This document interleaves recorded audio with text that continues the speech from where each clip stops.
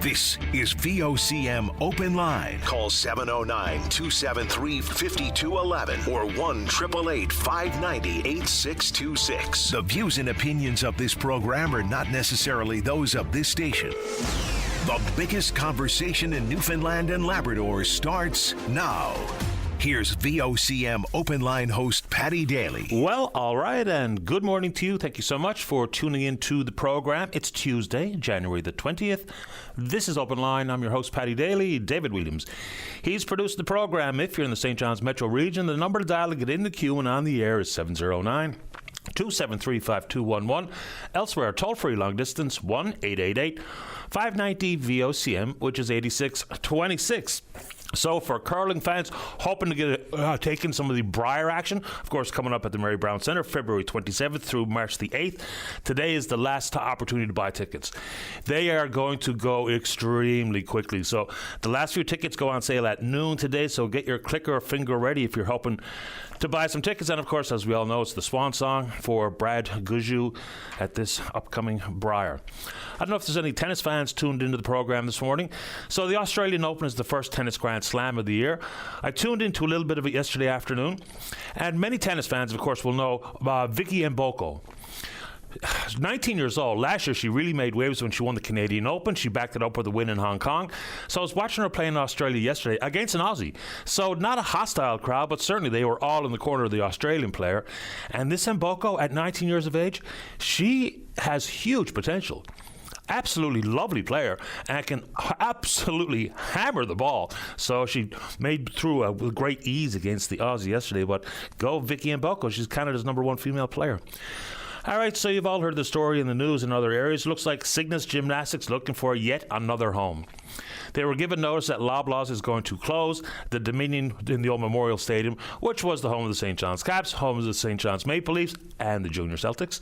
Anyway, so I suppose it's a business decision as to why that Dominion is going to close. So anyone at Cygnus would like to chime in, fair enough. But for folks in the area, that's a bit of a loss. It's Dave Williams' grocery store. So he's talking about the quality of the international line, for instance, at that particular Dominion. But it is going by the wayside. You wonder how it'll be repurposed. It's in an excellent location.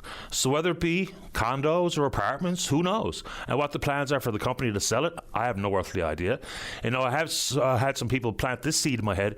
It'd be a great opportunity for an expanded sports facility. So your thoughts on the matter? Most welcome here today.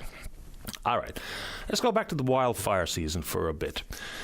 So we know that there was a fire ban in place and many people just purposefully didn't abide by it, including the young fella here in town, 21-year-old Caleb Boland Pelkey.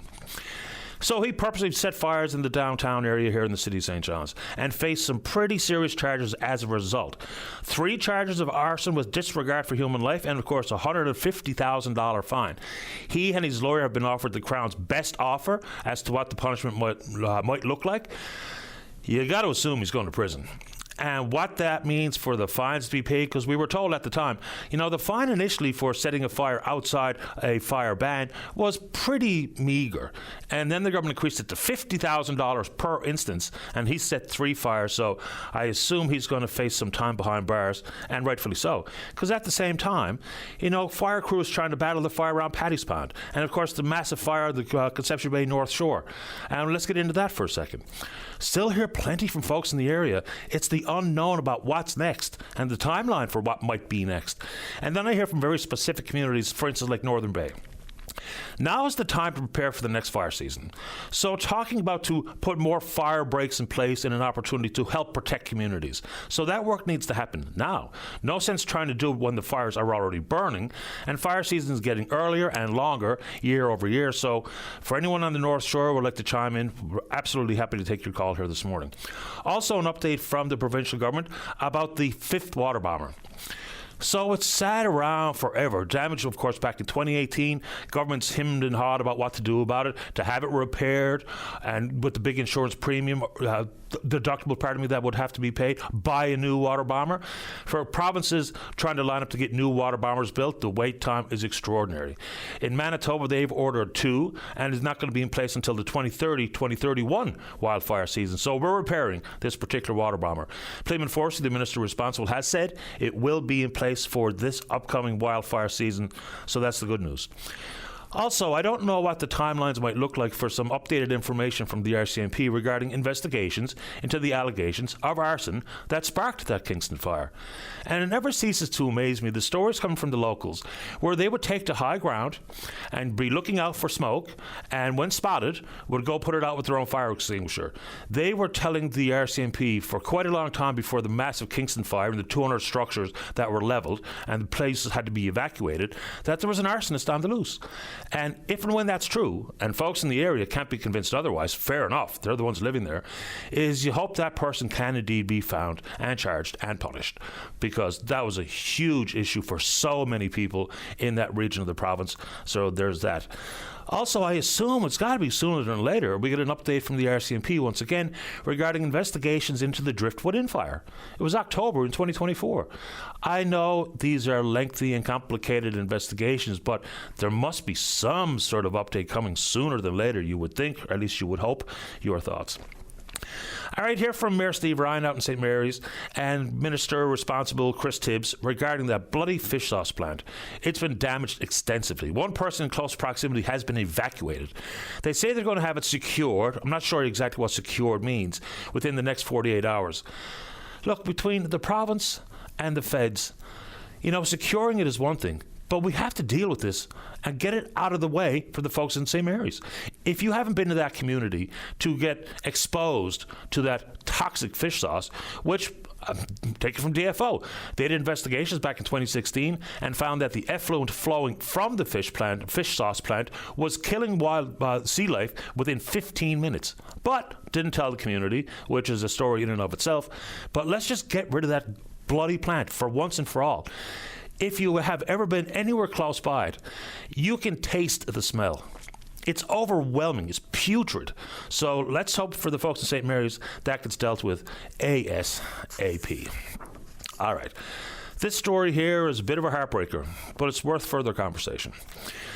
When I spoke to the fact that there was a young fella just out riding his bike in Nova Scotia and 3 large breed roaming dogs killed the kid, it brought further conversation here in the province about just how common it is for especially large breed dogs to be just roaming free in a variety of communities.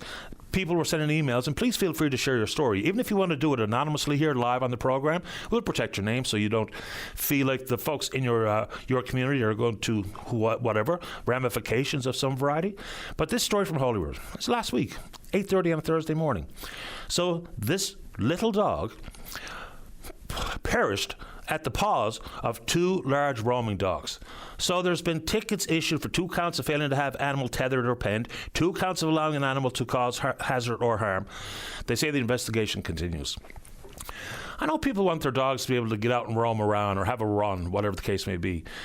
But when you see those stories, as a pet owner, anyone listening to this program who has a pet, dog or otherwise, knows that very quickly they get your heart. So this family must be absolutely devastated that their little dog is dead, because some pet owners or dog owners just let their big, large breed dogs just roam free. And this is the end result. So we can only hope headlines like this are in the rearview mirror. Just imagine if the story like in Nova Scotia came to pass in this province. So again, I have no authority to tell anyone to do what with their own lives or their own dogs, their own pets. But I think most people would implore you to keep control of your dog. This dog is dead. There's a kid dead in Nova Scotia. And it happens probably more frequently than we even know about. But I feel terrible for the family that lost their little family dog, a cute little thing. And again, have to say it one more time. The dog is dead because some irresponsible pet owners let their large breed dogs just roam free in the community in Holyrood. So that story's a heartbreaker, but apparently it happens more often than not. How are we doing out there, Dave? All right. So we talk about healthcare and we talk about staffing.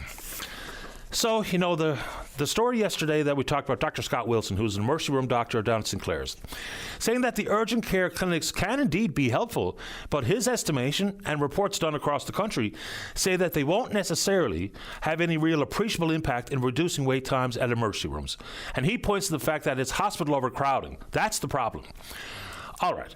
So it leads us back down the road. If we do a better job in staffing and making sure every long-term care bed has required staff so that people who are in hospitals, on gurneys, in hallways, don't need to be in the hospital, require an alternate setting like long-term care, we've got to make further progress on that front, obviously. You hear the stories, you can just watch the national news and hear stories from every single province about extraordinary wait times and deaths occurring in waiting rooms. So what do? Then there's another urgent care centre ready to go here in the West End of St. John's, but they don't have the required staff. Then you go to Gander, and they've got a new family care centre that also has mental health and addictions care provided there for the folks in Gander and the Gander Bay region. They've recruited some roughly 50 staff members, locals, but there's still positions being actively posted and recruited, a nurse practitioner, family physician. So they talk about the upside of moving mental health care and addictions care out of the hospital proper into this new Gander Community Health Centre, expected to open later this month. I don't know how this all happened so seemingly quickly, even though these problems were growing for year over year over year. You know, we've added seats at the med school, added seats at the registered nursing school, added seats, is my understanding, to train nurse practitioners, licensed practical nurses, social workers, up and down the line. I think all the seats are full. So what exactly is going on here? We seem to be training and educating the required number of healthcare professionals, actively recruiting around the country, around the world, and yet the staffing issue just persists. So, not sure what the answer is. All sorts of financial incentives have been promised. On that front, it just jumps back in my mind. If we've incentivized, whether it be doctors to work in rural, remote locations, and we promised them X and we haven't satisfied those contractual obligations, let's ensure that happens. Because the medical community is relatively small. They talk to each other. Doctors or other healthcare professionals from outside the province who may be considering an offer to come work in this province with all of the additional incentives, if they see the stories where those incentives aren't being paid, what do you think the likelihood is of them saying yes to a contract, signing on the dotted line, moving to the province, wherever, to practice in Newfoundland and Labrador? I think that reduces the possibility. Your thoughts? Most welcome. All right. So, defence spending. We've heard the pledge here of the pathway to 5% of GDP, like $150 billion, is whether or not there's opportunities inside this province. And there are. When you go back to August of 2022, then Minister of Defence Anita Anand was at Five Point Goose Bay talking about investments required regarding NORAD. So that's the North American Aerospace Defense Command. There was a pledge of almost $39 billion over 20 years to live up to our NORAD capabilities. Of course, protect North Americans, protect Canadians. Those conversations are getting a little bit more intense, given what we see happening around the world. So is that investment just going to remain at that level? Because Five Point Goose Bay is geographically very interesting insofar as Arctic sovereignty and Canadian defence. And then you look at the conversations happening, say, for instance, in Manitoba. The largest, most accessible deep water port in this country is the Port of Churchill. It did not make it under the first tranche of major project announcements to be managed inside the major projects office. But when you see defence conversations changing dramatically in different parts of the world, we've got to get all our eggs in a basket and start doing the work right now. And then it's the conversation about replacing the CF-18s, the fighter aircraft. You know, I don't pretend to have the authority to really understand the capabilities of the F-35 versus the Gripen, the Swedish Saab-made fighter jet. The Defense Department in this country back in 2021 did a comparative and concluded that the F-35 was superior. We've ordered and paid for 14 out of 88 F-35s built by the Americans. The Swedes are talking about creating 12,000 jobs here to build the Gripens. And again, I don't pretend to have the deep understanding of which jet we should be leaning on. And then there's difference of opinions regarding things like having a mixed fleet with F-35s and maybe some hangover CF-18s and the possibility for Gripens to be the choice. I see a lot of people, especially on social media, really flexing their aeronautic expertise, even though I'm not so sure they really have any of it. But where do we go on that front? You know, the Swedes say we'd have to buy 72 Gripen fighter aircraft and then 6 surveillance aircraft for those 12,000 jobs to be created. The question is, should we buy something inferior for the sake of? because we can't throw hissy fits like we see in other parts of this world, where hissy fits are the guiding principle. But those defense spending dollars and things like Bull Arm, there's opportunities here. So how do we ensure we latch onto them as best possible? And again, I'll be accused of, TDS, which is a very lame insult to be thrown around. But what's going on here? Okay. So yesterday it was revealed, and it was spread around, this text message from the President of the United States to the President of Norway. When I first saw it, I thought, that's not real, because I'm trying to be very mindful of not falling for everything that you see, read, or hear, because there's a lot of artificial intelligence slop that's being created, and some of it's very misleading. So I dismissed it. I thought, that can't be real. And then it was verified by the President of Norway that it is. It reads like, couldn't have dreamt this up. Dear Jonas, this is from Donald Trump. Dear Jonas, considering your country decided not to give me the Nobel Peace Prize for having stopped 8 wars plus, I no longer feel an obligation to think purely of peace, although it will always be predominant, but now can think about what is the good and proper for the United States of America. For starters, they didn't stop 8 wars. And the Nobel Prize for 2025 is for actions and accomplishments and deeds in 2024 when Donald Trump was not the president. Goes on to say, Denmark cannot protect that land, the Greenland, from Russia or China, and why do they have right of ownership anyway? There are no written documents. Yes, there are. It's only that boat landed there hundreds of years ago, but we had landing there also. I have done more for NATO than any person since its founding, and now NATO should do something for the United States. The world is not secure unless we have complete and total control of Greenland. Thank you, President Donald J. Trump. That's real, and it's remarkable. So, in addition to that, without cooperation from the European Union and NATO allies, of course, we saw the story. It was the retaliatory tariffs. So, again, it's not about reshoring jobs. It's an economic sledgehammer that he's more than willing to swing. And then you go on, even the concept of buying Greenland. And then, God forbid, and I thought not that long ago that the possibility of military action in Greenland was nonsense. And it was never going to happen. Well, it might. And so that has an implication to Canada. We may indeed have to send our men and women in the military into harm's way because of this. Since 1951, all it requires for the United States to expand military presence in Denmark or Greenland is to simply tell them what they're doing and to proceed with it. So, again, that has real-life implications for Canadians, what's going on here. And then it's things like this Board of Peace. I'm not even sure what to say or think about this either. So it's just dreamt up out of nowhere. The chairperson will indeed be Donald Trump. And the question I would have for the listeners, do we think Prime Minister Carney should join? If you want a permanent position, you have to pay $1 billion in a bank account that was managed by one person alone, Donald Trump. They talk about the peace in Gaza and the rebuild of Gaza and other conflicts around the world. Do you think the Prime Minister should be part of that? It doesn't really look like it. Just look at some of the people that have been invited. Vladimir Putin, Alexander Lukashenko, the Belarusian president, Viktor Orban from Hungary, no Zelensky, Tony Blair, who is an accused war criminal for actions in Iraq and the misleading of the British Parliament. So should the Prime Minister latch on to that? And just look what happens if you don't. French President Emmanuel Macron said no, and what happened? Swiftly, Trump imposes a 200% tariff on French wines, just because a leader of a sovereign country said, no, I don't want to join the board. That's all. Didn't call him names, didn't freak out in public, sent him a private message when Trump then publicly disclosed it. And all he said is, no, let's talk about more diplomatic solutions. And that was it, 200% tariff on French wines. So anyway, you want to talk about it, we can do it. All right, last one, back to home. Why not? Consumer spending. So we know the state of the provincial government financial realities, and a deficit now upwards of $1 billion, even though at one point we were told it's $325 million. So we've got serious troubles at the provincial government level. But consumer spending is way up, and I'm not surprised. Every time you go shop anywhere, shops are full. People are spending money. So whether it be on new cars or used cars and just retail shopping, the numbers are astounding. Consumers spent more than $12 billion in 2024. Officials cited a forecast of 2% growth in retail sales in 2025. And what was the outcome?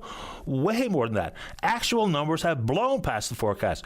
Retail sales from January to October in 2025 are up 4.7%, more than during the same period before. National average around 4.4%. Then you get into vehicle spending. Unbelievable numbers. Over 4,000 vehicles, new vehicles were purchased last year.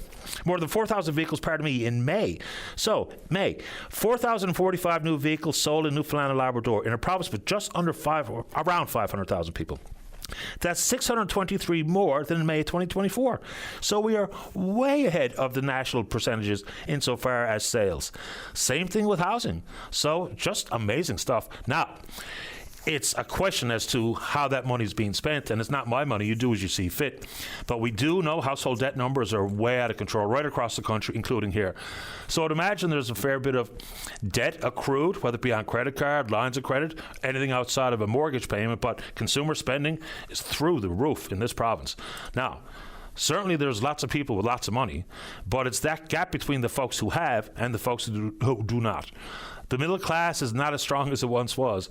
And the folks who do not have, they have very, very, very little. And there's plenty of people around with a lot of disposable cash. Look no further than consumer spending. All right, we're on Twitter. We're VOCM Open Line. Follow us there. Email address is openline@vocm.com. When we go back, let's have a great show. That means you're in the queue to talk about whatever's on your mind. Don't go away. Welcome back to the program. Let's begin on the top of the board, line number 1. And good morning, Donna. You're on the air. Oh, good morning, Patty. I'm just trying to stay alive today. And I think everybody else is too. But what I'm concerned about is this new urgent care center clinic. Okay. Yes, I'm in my 80s, and I haven't had a doctor. She left town. And I decided that maybe I might need some kind of a look-in. So I heard about this, and I thought, well, gee whiz, I'm going to make a special trip over because I'm in my 80s. And I thought, well, I'll take the bus over. So I went over, took the bus, and I got there, and I had a hard time finding the entrance. So I asked someone. So I went to the door, and I could see through the window all of these people sitting, waiting for appointments, I guess, or their number. And so I tried the door, and the door had no kind of latch on it or anything. It just said a sliding door. So I thought, gee whiz, this is funny. I can't even get in here. So I had to go around the main center entrance, and they said, yes, they said that door should open. So anyway, this girl went, and she came back finally, and she said, evidently they're all filled up for today, so they locked the door. So that was it for the morning. I had to turn around and get the bus back home. But anyway, I heard about a special number that was going to be given out today to make appointments for the clinic. Yep. So I thought I would call you because you're such a great number man.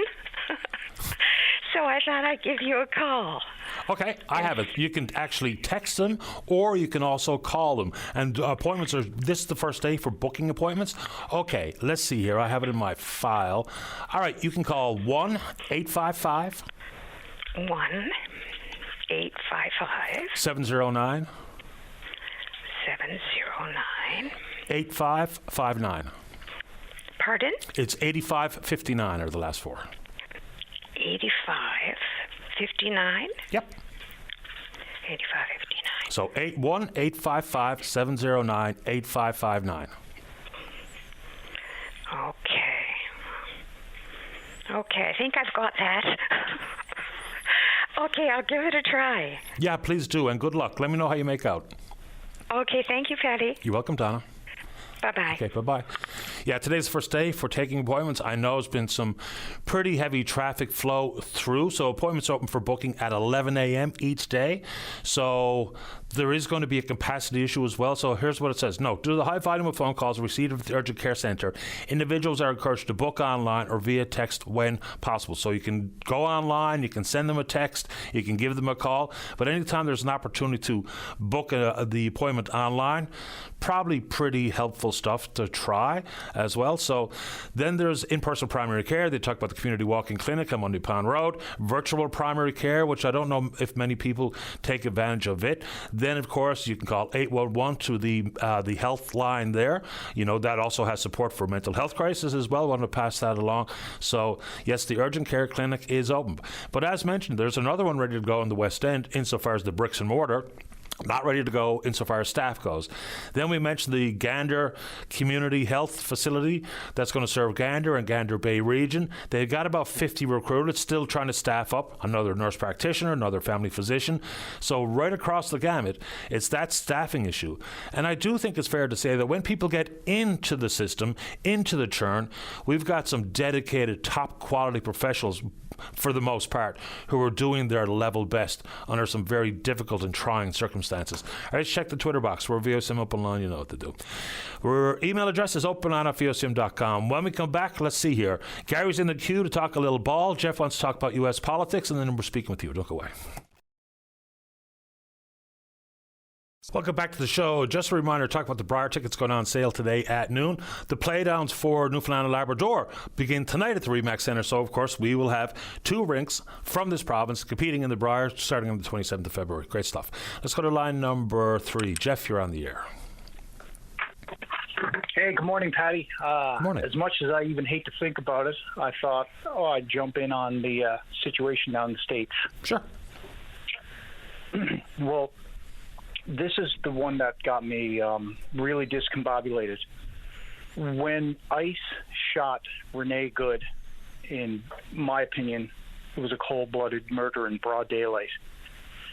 That was one thing. But to watch, first of all, every government official claim that it was justified, and then to hear even people calling into your show and watching people on your social media feed claim the same thing, that really set me back on my heels. Yeah. Well, interestingly, and there's so much to it, and everyone has seen the videos. So the person who's not being investigated is John Ross, the man who shot Renee Good. Who is being investigated? The mayor of Minneapolis and the governor of Minnesota. So it's a strange old world down there. And, you know, I, as recently as this morning, got an email from a listener who's a Trump supporter and said, you know, that it was a justified killing because she tried to run him over. I think if we're being blatantly honest, is that she was clearly turning the wheels away from the man. And secondly, if just based on law, American courts have upheld this constantly, is that a police officer or law enforcement officer cannot put his or herself in harm's way, shoot, and then claim self-defense. So it's just wild that, you know, we've gone down this path, and the whole ICE business is interesting. People have been deported from the United States for quite a long time, but to try to pretend that this is not different is just sort of strange. I mean, Texas, red state, 17th in the nation for violent crimes per capita. Minnesota ranks 32nd in the nation for violent crimes per capita. There's an estimated over 2 million undocumented immigrants in Texas. In Minnesota, about 130,000 undocumented immigrants. So does it really feel like this is all about immigration? It's as much about vengeful politics as anything else. Look, no one's opposed to deporting criminals. Nobody is. I don't think they are anyway. I'm certainly not. But the way you see things unfolding in Minneapolis is just wild to watch. And people are just giving it a free pass. Well, the fact that so many people were compliant with agreeing that it was a justified shooting, that had me reeling, because clearly it was a murder. I mean, I can't imagine seeing it any other way. But another part that really I found really scary was within hours there were all kinds of fake AI images of fake body cam footage, fake angles, which tried to show that the driver was more aggressive than what actually happened. So the very first videos came out, you saw Renee Good turning the wheels away, and you saw the officer put himself in front of the vehicle, and then he murdered her. But in the subsequent hours after that, there was all kinds of this fake AI imagery of, like I said, body cams and different angles that really spun it in a different light, and perhaps, fooled a lot of people into thinking that maybe it was more of an aggressive act. And so those types of things too are really astonishing. Well, look, for even people who think that it was justifiable, even though the law says it wasn't, and you can't use self-defense as a defense in this case, is the question that I pose, and it's a simple one, is do you think that the appropriate outcome for what we all saw is for someone to be dead, is for someone to be shot dead? Like, you can say that she should have complied, but comply or die is a strange thing. And they talk about how hard he was hit, and then there was the news all these days later about he had internal bleeding, even though we saw the man walk away. And I've had internal bleeding. I know it doesn't necessarily impact you when the adrenaline is rushing at that very moment, but you need medical attention pretty quickly with any internal bleeding beyond what might be a bruise. And, then they talk about, look how hard she gunned the tires, and they were spinning on the ice. Yeah, but if he was actually struck on the same icy conditions that the tires were spinning, even though that's not true either, is he didn't even hit the ground. So, look, again, deport the worst of the worst. Round up criminals, undocumented immigrants. Sure, whatever. But again, the base question I have is, do you think the appropriate outcome here is that the woman who was driving the Honda Pilot deserved to be shot dead? That's all. I'm going to parlay in the second thing now. Every day, it seems Trump becomes a little more unhinged, a little more emboldened, and a little more unpredictable, creating instability across the world. Now, this part is my feeling on it.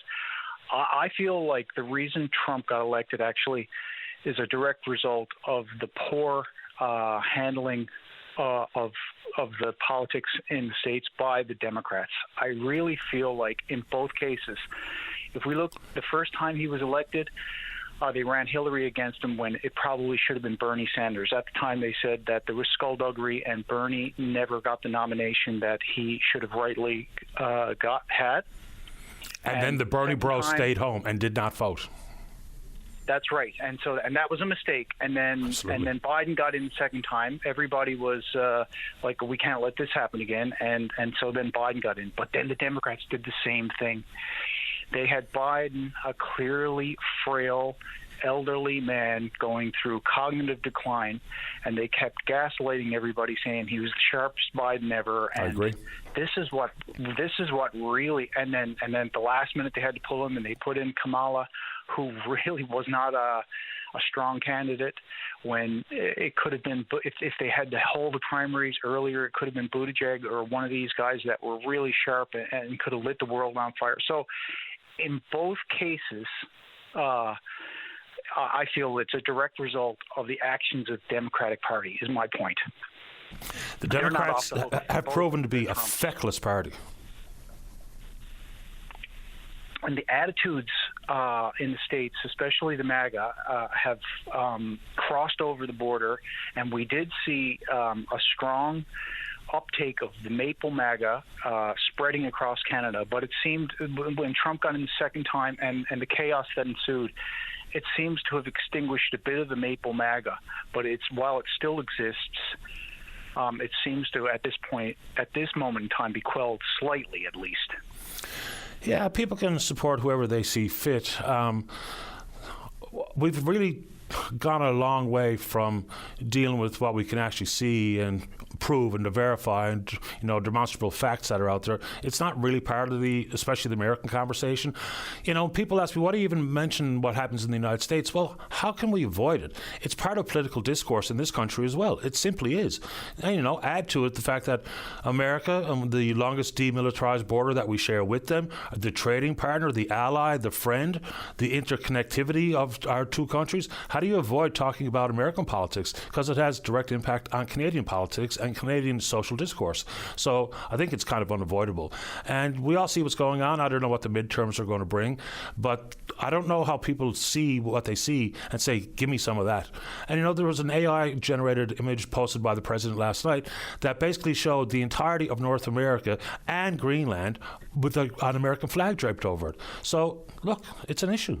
It just is. We need to trade with the Americans, but we need a reliable partner. And at this moment, he's not. Why do I say that? Because he tore up a trade deal that we had, that he signed. Right? So, anyway. You mentioned the midterms. Now, to me, the midterms are going to tell the tale, because if the Republicans win a majority in the midterms, then, it is lights out, Irene. I just can't imagine any checks and balances after that point. Yeah.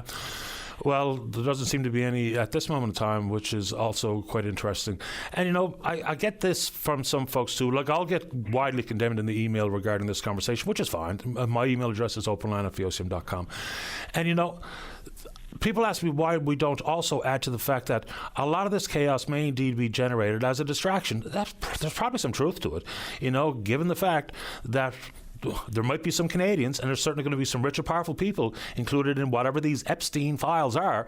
But, we're way past the legal deadline for them to be revealed. Now the Department of Justice is in the courts trying to say that no court has the authority to make them release the files. But boy, oh boy, if I was in any position of leadership and I wasn't in there, I'd be making damn sure that they were released in full to exonerate me. But no, they've been hidden, and you can only imagine what's in there is probably worse than we all thought in the first place. One more thing for me. Sure. I really feel like when Trump was elected for the second term and the chaos that ensued, people say, why do we talk about American politics? That directly impacted Poilievre's chances, because I feel that when the chaos after Trump occurred, Poilievre tanked, and it wasn't so much as Mark Carney being this glimmering light and rock star that came across and had everybody vote for him. I feel Poilievre lost because Trump, the chaos that followed Trump, and they looked at him and his style as being so similar to Trump's that Canadians, a majority of Canadians said nope, and then they just went with kind of something. The devil that they did know. Let's say that. Yeah, well, everybody running had the opportunity to say whatever they saw fit regarding Donald Trump, and Mr. Poilievre was just really late out of the gate, right? Because he knows full well some of his supporters, some of his base would indeed be supportive of Donald Trump and Republican politics in the United States, and so consequently, it kind of misread the general masses tea leaves on this one. I assume. Well, don't take it from me. Take it from the polling numbers. Take it from the election result itself. So, yeah. Jeff, I appreciate your time. Would you like to say anything else this morning? No, that's about it for me. Appreciate it. Thanks for calling. All right, bye-bye. Sure. I will, and again, email address is openline@vocm.com if you'd like to react to that call, which I'm sure many people will. And even if you'd like to take the other side of the coin on that conversation or anything else you hear, whether it be out of my mouth, whether it be out of any caller, things you see in the news, nothing's too big, nothing's too small. Let's get a break in. Don't go away. Welcome back to the show. Let's go. Line number 2. Gary, you're on the air. Well, good morning, Patty. I called yesterday, but they asked me to phone today. Okay. Talking about baseball and Blue Jays in general. Oh my, we got hit with a low blow when Bo Bichette signed with the New York Mets last week, and oh man, my stomach, I was sick to my stomach. He was my favorite Blue Jay, but you know what? The Blue Jays are probably better off without him anyways. He was injured for most of last year, and the team they got now, I think they're still going to do good. But you know what? The player that signed, that Toronto was trying to get, was Kyle Tucker. He went to LA Dodgers. Oh man! And then the LA Dodgers, I don't know what who commented on, but they're $2.1 billion for their budget, for the salaries, for all the players. That's ludicrous. That Dodger lineup is unbelievable. Let's see if I can rattle off what it might look like the batting order. Ohtani, Betts, Freeman, Tucker, Muncy, Smith, Hernandez, Paez. That is wicked thick batting lineup that they have there. They've got fantastic pitching as well, so the Dodgers are going to be hard to beat. And look, as it pertains to the Jays and Bo, he simply isn't good enough at shortstop. Obviously, one of the best hitters in the American League, no doubt about it. When healthy, 200 hits. He's a terrific hitter. But I just don't think he's good enough at short. Now, that's the Mets, the way I believe too, Paddy. Yeah. I believe that he's not good enough at short. Toronto Blue Jays, they got some outstanding Ernie Clement. He's better shortstop than Bo Bichette. Yeah, it looks like Ernie's going to play second. I guess Jimenez will play short. The guy Okamoto that they signed will play third, which means Barger plays right. And Bo, look, the Mets spent a lot of money on Bo. $42 million annual average is a lot for Bichette, even though he's a fantastic hitter. And Tucker, man, the Dodgers gave him $60 million a year. $60 million. I know. That was a breaking news on the day it was released. It was breaking news on every radio outlet and talking about it. The news networks, the TV. It was breaking news. Bo Bichette goes to the Mets and Kyle Tucker goes to the Dodgers. And and then I got another blow the other day. One of my favorite Calgary Flames. He went to the Vegas Golden Knights, and I thought, oh man, what's happening in sports? Everybody's so greedy. Yeah, there's a lot of money flying around sports, that's for sure. I mean, I'll miss Bo. I mean, he's been a Jay for a long time. Him and Vladdy come on up the same time all the way through, so a decade in the Blue Jays stream. So he was a good Jay. And, pitching, I think we're going to be pretty good. I mean, the rotation now looks like what? Gosman, Dylan Cease. They signed Cody Ponce. They've still got... they still have Barrios. They still have... who are the names I'm trying to come up with here? Shane Bieber, Trey Savage. I mean, they still got a pretty good rotation.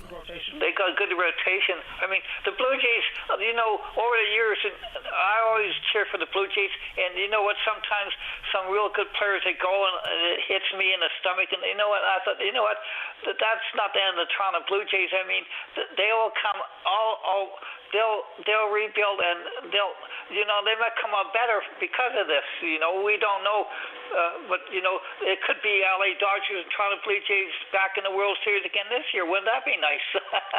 Yeah, last year was extremely fun as a Jays fan.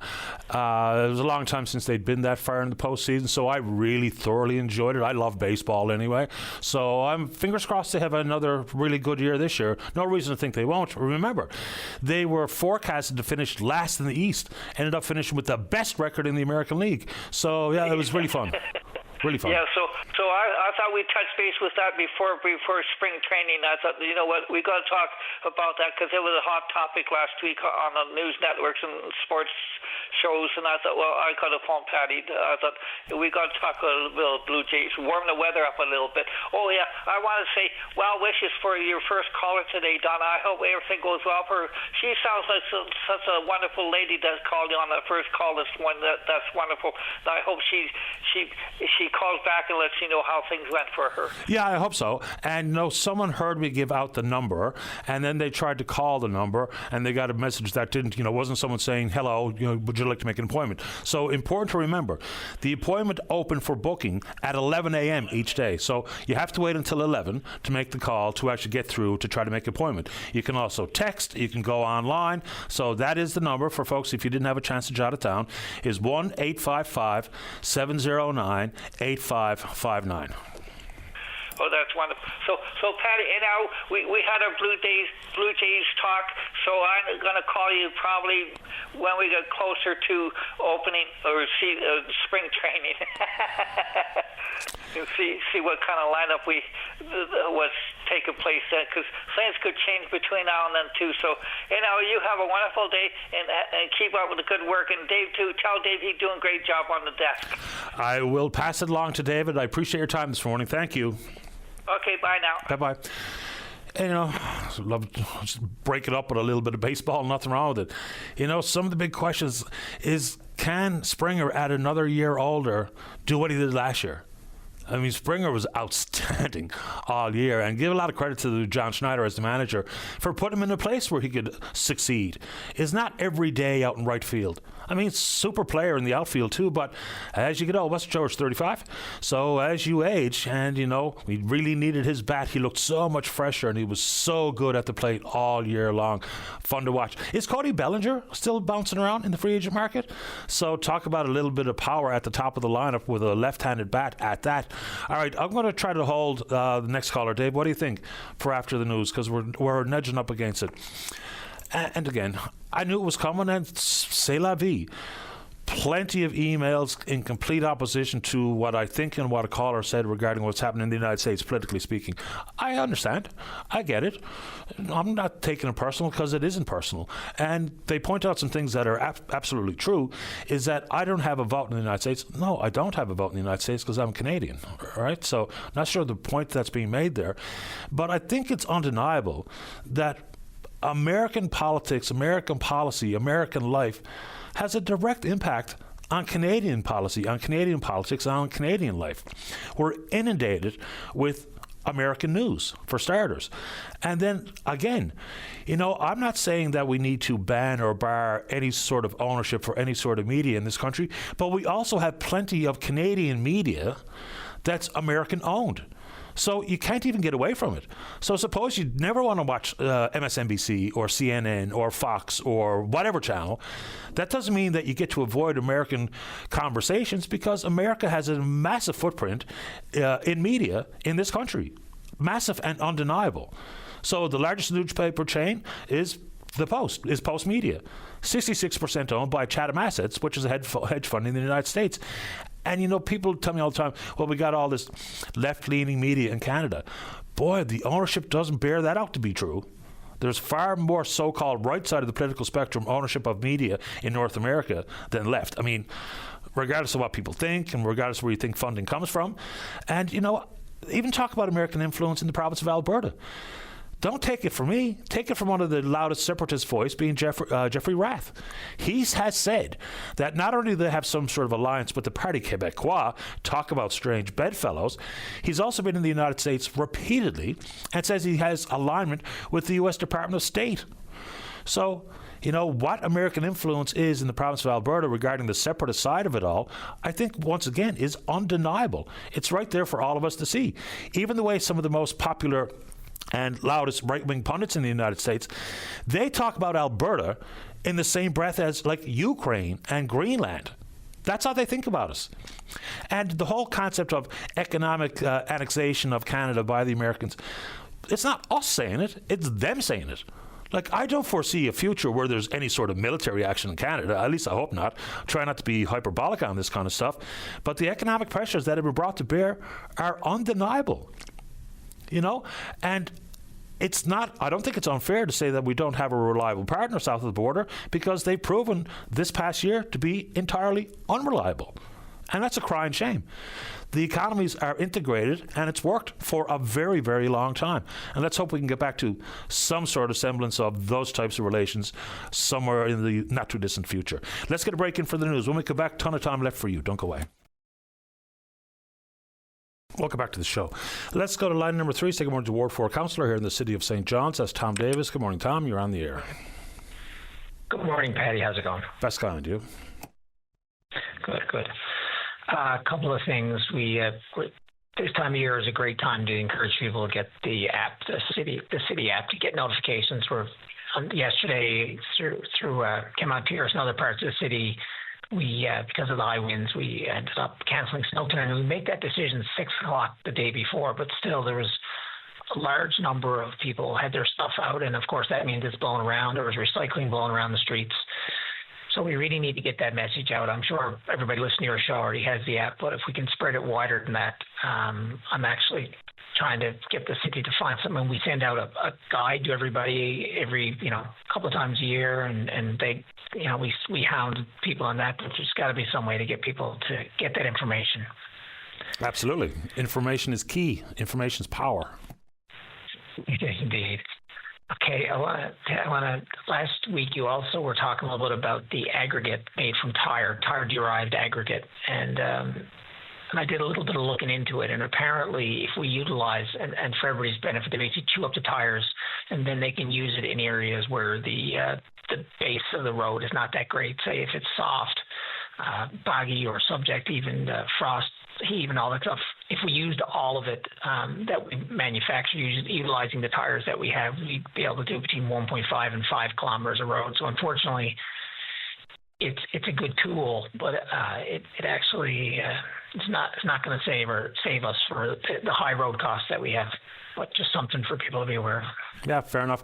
I asked the ministers who are responsible about things like chemical composition of the asphalt and thickness and road work, prep work, and also derived tire aggregate as being part of it, like they do elsewhere, which proves to be pretty resilient stuff. So we've just got to change the way we approach road work in this province, and then it'd be nice to be able to wrap our minds around and get a detailed breakdown as to how and why road paving costs since 2019 to now have grown by 85%.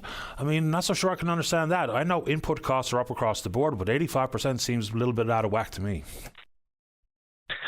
Well, it seems to me like when there's a blank check behind things, whether you're negotiating as a doctor or a supplier or in the asphalt world, it seems like you increase your budget by 93% and magically the costs go up by 85%. So, there's definitely a challenge there. And as I said last time we spoke, the governments, we need to get together and we need to draw a line in the sand. We need to try and find some way to, the word no has to come into the lexicon for governments. Otherwise, unsustainability will continue. But anyway, I'll take that hat off there. Now, I want to get into a little bit of discussion about AI, and more specifically AGI, which is artificial general intelligence. And I spent a fair bit of time researching this. I'm a huge fan of AI as a tool, and we're seeing its benefits all over the place in medical diagnosis. I've gone to my dentist, and my dentist actually, when the X-ray was taken, the technician who took it already had a diagnosis from the AI that read the X-ray, and it's been proven that AI is better at evaluating X-rays or MRIs or all kind of stuff than a human would be. So, that's a beneficial use of AI. Self-driving cars is AI, but the challenge is that all the tech companies that are in the AI world, the ChatGPTs, the Googles, Microsofts, they're all racing towards what they call AGI, which is artificial general intelligence, because whoever gets there first, the world is their oyster, really. And if you listen to people like Jeffrey Hinton, who, for people's benefits, won the Nobel Prize in physics, even though he's not a physicist, he's not in the field of physics, but he spent his career studying neural networks, which is basically our brain, to figure out how our brain works and how potentially that could be utilized to design AI, and that's where these large language models, which is what the ChatGPTs of the world are, and Grok, and pretty well all the AI things that humans are interacting with now. When you ask it a question, it gives you an answer. It's these large language models, and that came from Jeffrey Hinton's work. And he had a pretty lucrative job at Google, and he left it so he could speak out freely. And again, he actually was at the University of Toronto. He's got a Canadian. He's from England originally, but he's got a Canadian citizenship as well. So it's Jeffrey Hinton with a G, and I encourage people to look him up. There's some incredibly frank conversations that he's had, but he left Google so he could talk freely about it.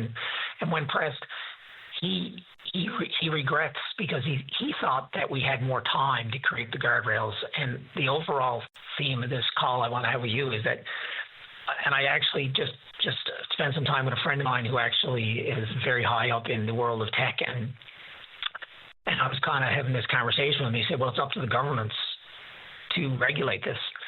And so this is a call to residents to reach out to your MPs, your MHAs, and municipal people, because even though a municipal person doesn't really have any real power to do this, there's been a couple of examples where the world got together. One of them was ozone, and they came together in Montreal and created the Montreal Protocol, which banned the use of CFCs to repair the ozone hole in the Antarctic. And another one, of course, would be nuclear proliferation, where the countries of the world got together and limited, in theory, how many countries could have nuclear weapons and what the rules will be around it. And that's the world we're in. And it's amazing, because when you ask people who run these companies, Elon Musk of the world, they universally believe that this potentially is AGI, is a civilization-ending technology, and they put it up there with nuclear war and with global pandemic. And the thing is that when asked, they think there's a 20 to 30% chance that it could happen.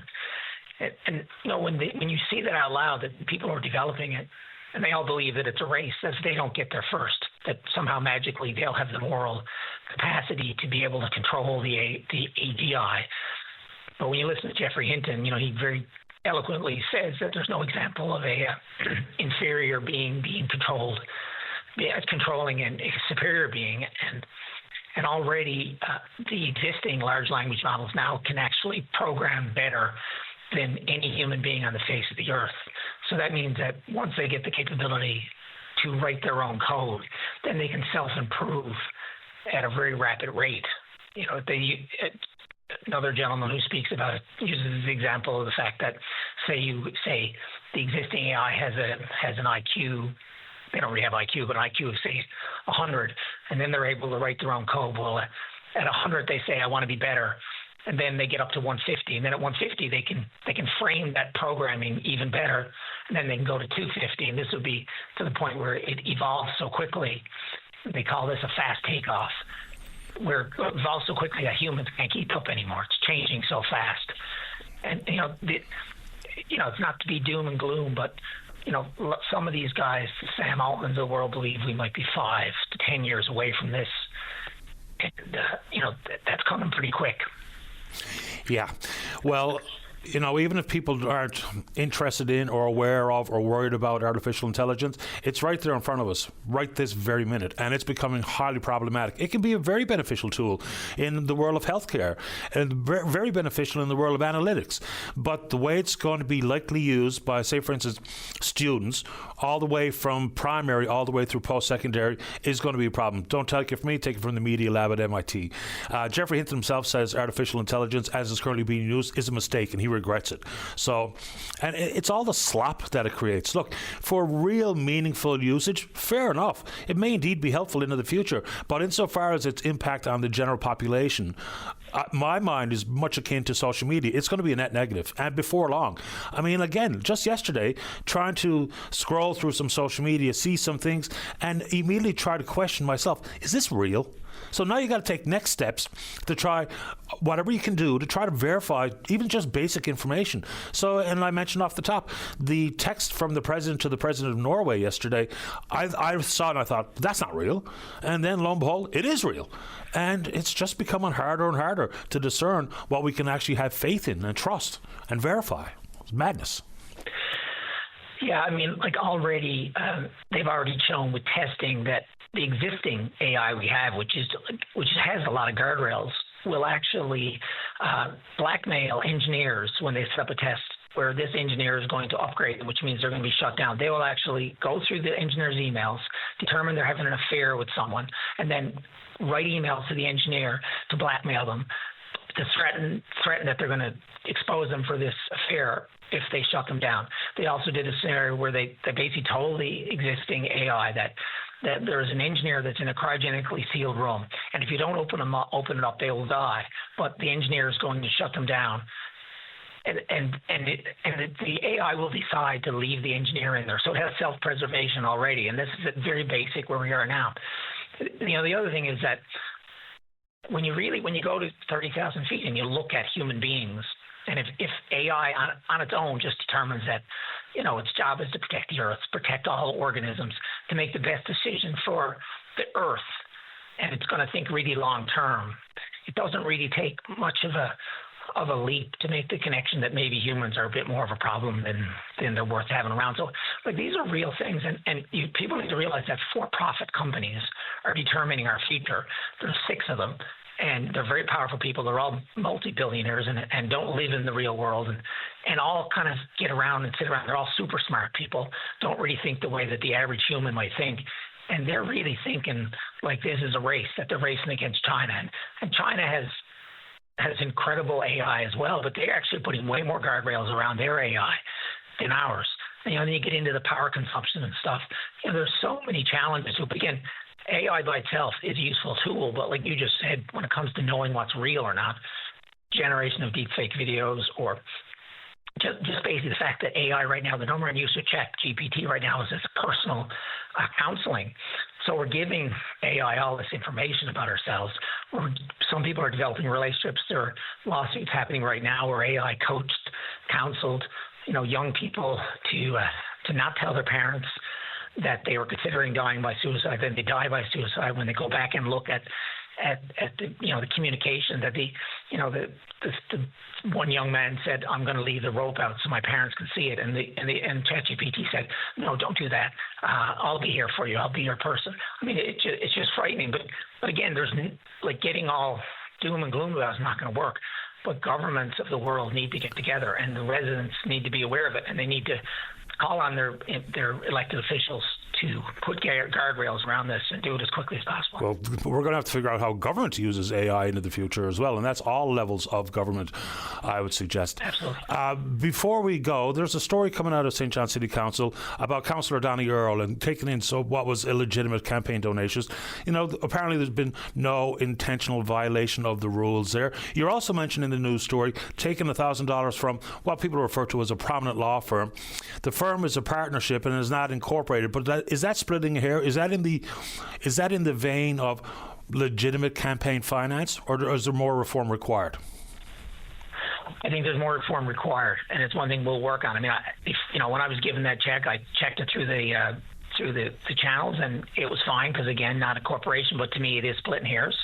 And so, again, between Councillor Earl's actions and being able to, like you said, find a way around it, I'm got to be leading reform on that. I think there's more we need to do there. I mean, it's a challenge in general, even the self-financing aspect of it, the fact that you could just pay for your whole election yourself. And there is, the City of St. John's does have cap space about how many residents there is, how much you can spend. So, yeah, I think there's more reform needed. And I think that, obviously, provincially, we need massive reform. But on the municipal level, I'm going to be looking to get partnerships added to that list of no-go. So, into the future, if you had your way, those reforms would come, and you would not take that check into the future? Absolutely, 100%. Yeah, I mean, as far as I'm concerned, what the rules are the rules, and you follow the rules. But the rules need to change. Again, for me, I had the check. I asked the question. I was good. But I don't think I should have been good. So let's use that as an example of an opportunity to further refine the election rules. Yeah. So I'll be calling for partnerships to be included in the list. Absolutely. I appreciate the time. Thank you, Tom. Okay, take care, everyone. You too. Bye-bye. Tom Davis is the Ward 4 councillor. All right, today's a good day to get on the show. If you're in and around town, 709-273-5211. Elsewhere, toll-free long distance, 1-888-590-VOCM, which is 8626. We're taking a break and then we're coming back. Welcome back. Let's go to line number one. Randall, you're on the air. Hey, Patty, how you doing this morning? Not too bad. How about you? I'm not bad. I just want to make a couple comments. One on the emails you're getting that seems to be people that like Trump.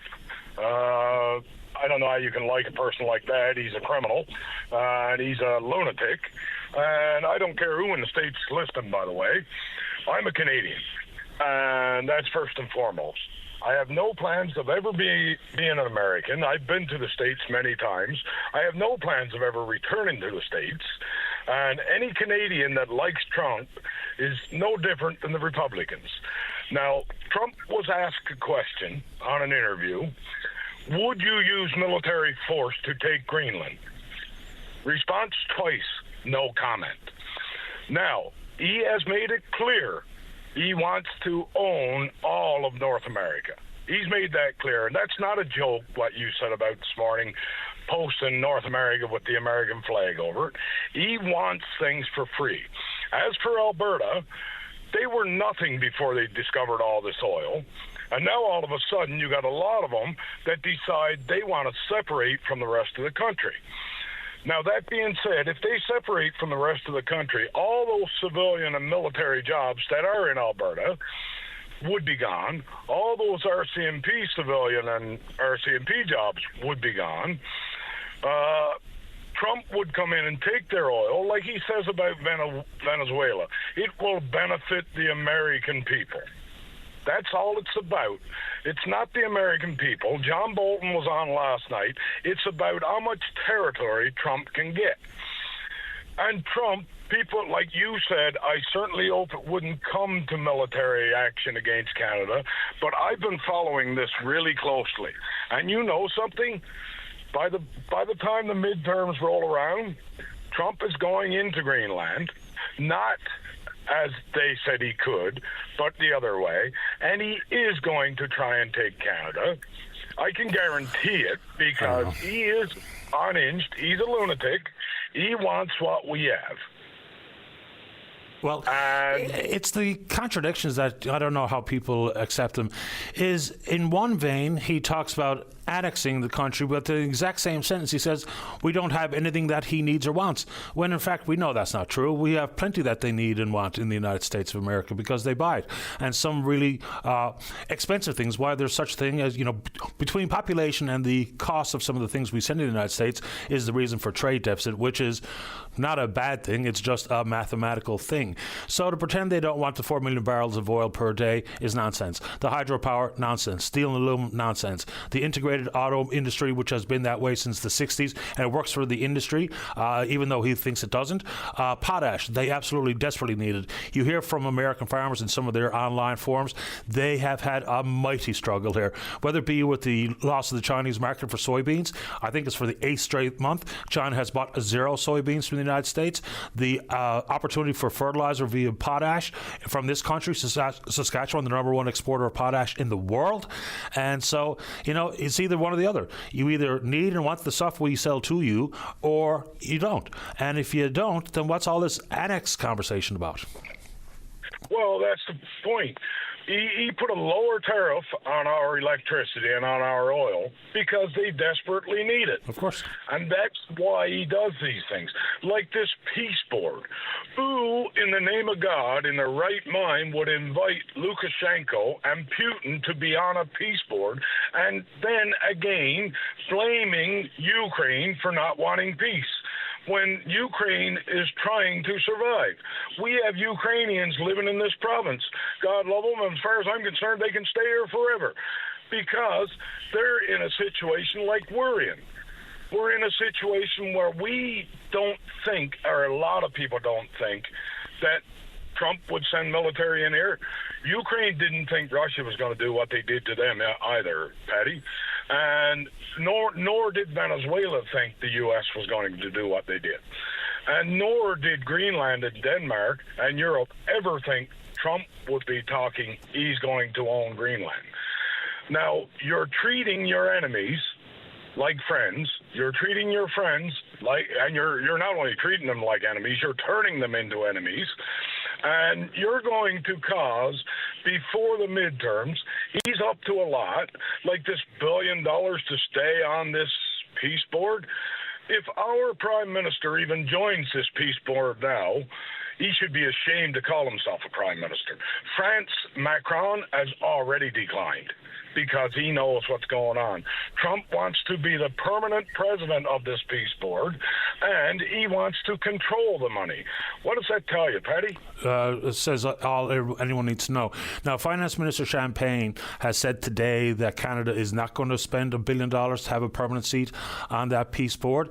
And, it's just the emotional reaction to everything. So Macron says he's not, and then immediately there's a 200% tariff on French wines, just because the leader of a sovereign nation decided for himself that he did not want to be on this fictional peace board. Yes, exactly. That's my point. And in my opinion, Carney shouldn't, any world leader that has either bit of sense at all should not get on this board. And I don't care. Carney should not get on this board. When you're on with wanted war criminals, literally wanted war criminals, and you invite them to be on a peace board when you got somebody right now blowing up every bit of electricity and power grids that Ukraine has, why do we want to be involved in that?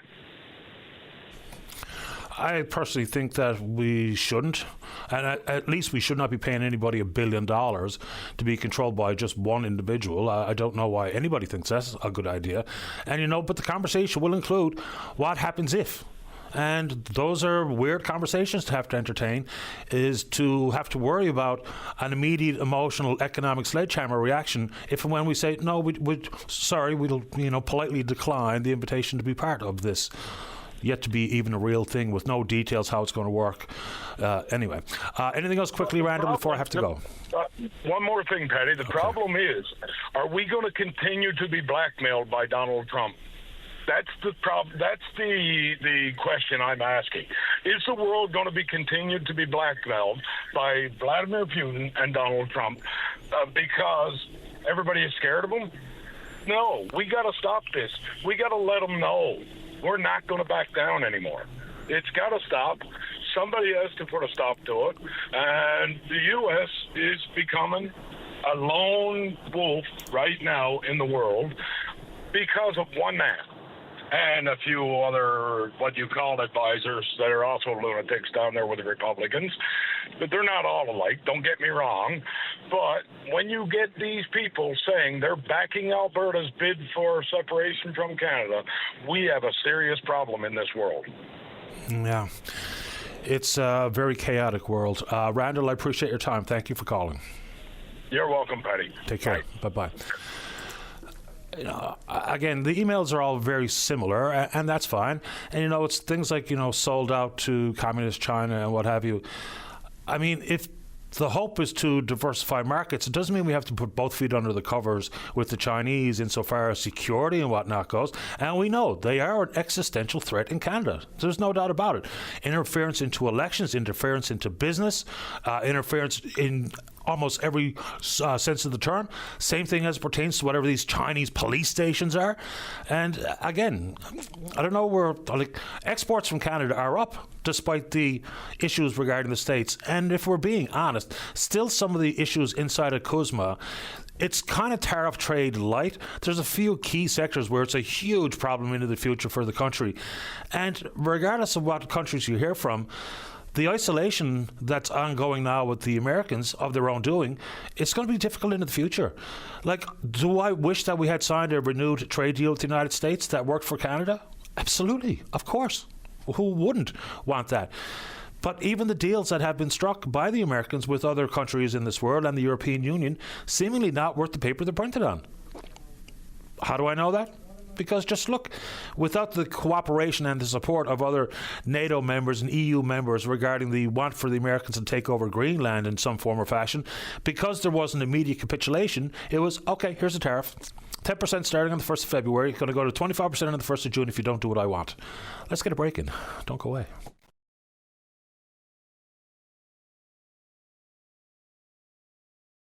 Welcome back. Let's go line number 2. Chris, you're on the air. Oh, good morning, Patty. How are you? Not too bad, I suppose. How about you? Oh, I'm doing fine. I wanted to respond to Tom's call because I thought it was very strange, and I generally like his calls, and I didn't really like that one. It was good that Tom admitted that if the rules were changed, he wouldn't have taken that money. But that is in and of itself kind of a condemnation of what he did do and the downfalls of self-regulation. Tom styles himself as a democratic reformer. He makes hay off of that. And to be, caught with your hand in the cookie jar of corporate donations and to say this isn't a problem because of a technicality is a really bad faith way to look at the world. And it's a very reasonable way to think people will behave.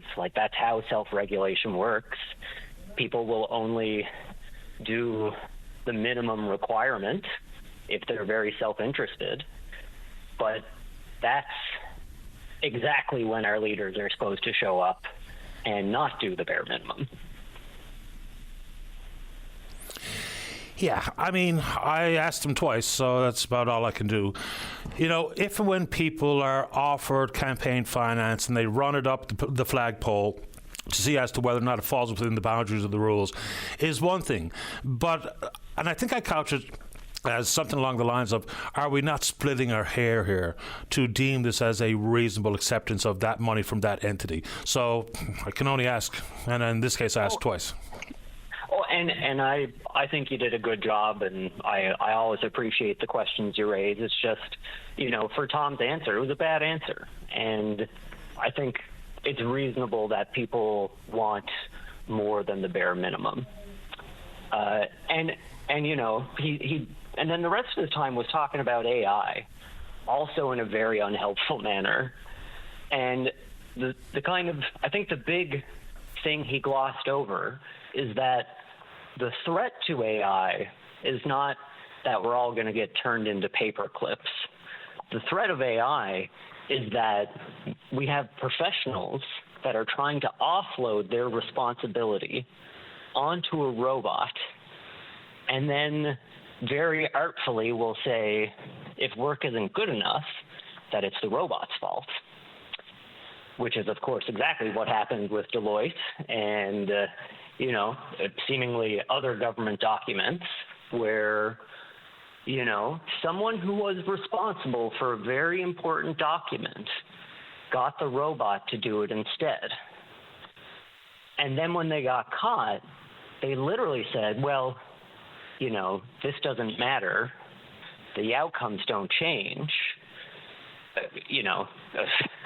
Sometimes robots hallucinate, and that's a very strange thing to accept as a problem, Yeah. I mean, the AI conversation, I think, it's tricky to have amongst the general layman public because not everyone has a real firm grasp on it, how it's being used, what the outcomes are. I mean, one thing I do know, and I'm not very tech savvy, is like everything else based on algorithms, garbage in equals garbage out. We can be very easily manipulated, and that's happening more often than not. I'm more interested in, at this moment in time, how government and government officials are using artificial intelligence. Because if we are passing the buck, but you're not passing along your salary, then I think there's good questions to be asked, because we see the accuracy or the lack thereof sometimes when we engage with these large language models. They can be pretty consistent, but we've got to be accurate, and accurate takes grunt work. Accurate takes the second set of sober eyes looking at things. It takes groups and working groups to ensure that what's being put forward as public policy is actually verifiable and the hard work is put in. Let's make politics boring again. Now, let's not make it lazy and nothing more than sound bites. Well, so the boring policy term there is called human-in-the-loop verification. And this is a type of regulation that the federal government has had in place since like 2020, I think, where their rules say, if you're making like a high-level purchase order, a human needs to do this. And that's a weird thing for our governments to need to include, but it's good that they have it. And the courts are probably ahead of this more than the other professional organizations. Across Canada, the consensus is growing is that if you're a lawyer and you bring something to court that was hallucinated by AI, then you've failed in your duty of care. Like which is boring policy talk for, maybe shouldn't even be a lawyer because your failure to uphold the system and your personal duties was offloaded to a robot irresponsibly. There's a really good piece out of the CPA of Ontario titled No Algorithm for Ethics. And they're trying to set the standard for CPA in Ontario that if you leave something off a tax filing or if you make something up in a document, then that is just a fundamental failure of being an accountant. And it doesn't matter if the robot did it. This is your work. And the robot doesn't have any agency. The robot just does the things we ask of it. And that's, and so like the idea of dentists using AI is like, that it sounds very presumptive, and I can't imagine there's like that much peer-reviewed literature on the cross-jurisdictional performance of AI and dentistry. Like that's a big statement to make that this is a good thing. And, it's human in the loop. That's how we win the fight against the robots, is make sure that the humans don't get to offload any more of their responsibility than they already have. It's limited liability, everything. But we absolutely cannot let the robot did it be an excuse. No, of course not. That pass of the buck is going to be one of the go-tos for whether it be corporations and or governments, but we shouldn't and we won't tolerate it. Chris, anything else before I take a break? Nope. You have a good one, Patty. Thanks so much. My pleasure. Bye-bye. All right, let's get that break in. Don't go away. Welcome back to the show. Let's go to line number 6 and say good morning to at-large councillor here in the city of St. John's. That's Sandy Hickman. Good morning, Sandy. You're on the air. Morning, Patty. How are you today? Not too bad at all. How about you? Good, sure, good. I'm out of town, so I haven't been listening. But we want to talk about the closure of the supermarket down by the lake, I guess. Sure. Well, I mean, you were the only member of council that was around when Loblaws bought it and made it a grocery store, and now you still remain on council all these years later. Do you have any insight as to what's going on here, or is this simply a business decision based on revenue? First of all, I have no insight. I'm actually shocked and disappointed by this, but I guess somewhat not surprised. I don't think it was their busiest supermarket in town, so I'm sure it's a business decision, yes. Yeah. So, I mean, it's not the grocery store I use, but I live in that neck of the woods. So this is going to just create more and more congestion upstream, meaning Howley Estates. I mean, so between that and Coleman's for East End shoppers, add to it the two major housing developments in Pleasantville and in the old Ballyhaley. We are going to see the East End change dramatically. Absolutely, Patty. I'm, again, disappointed by it, and that's one of the reasons. There's no question it's going to make it tough, traffic and parking around the current supermarkets is bad enough as it is now. But you take away another wonderful place. And at times, I'm down by the lake a lot, and at times it's very busy down there. Other times not so busy. So as I said, maybe it's fully a business decision, but it will put a press on those other facilities. Certainly, they only have 2 other supermarkets in the city, Dominion. So it's a little disappointing to me as a resident that there aren't 3 or 4 Dominions around the city to choose from. But you want to make your choices between Sobeys, Dominions, Coleman's, and of course Walmart now. Maybe the Walmart impact may be a big part of this. Yeah, add No Frills and wherever else people like to shop. So any initial thoughts about how you think it's going to be repurposed? We don't even know what Loblaws is going to do with the building, whether they have their own real estate covenant plan or anything into the future. But what does the area need? The area, I still think it needs that supermarket or whatever, and I was half hoping that maybe they would convert it to a lower level kind of No Frills thing or something, or even part of the building for No Frills. But I would definitely like to see it repurposed, if it's possible, as a sport facility. Some of your listeners may recall the debate back in 06 and 05 when there was 11 on council. Andy Wells had 5 votes, I think, total. He needed 6, and I was against it for various reasons. But when Cygnus president called me one night and said, Sandy, what would you think if we called Loblaws, had a chat with them about building a gymnastic facility attached to the... I said, that'd be unbelievable. I don't think it could ever happen. God love them. They got it.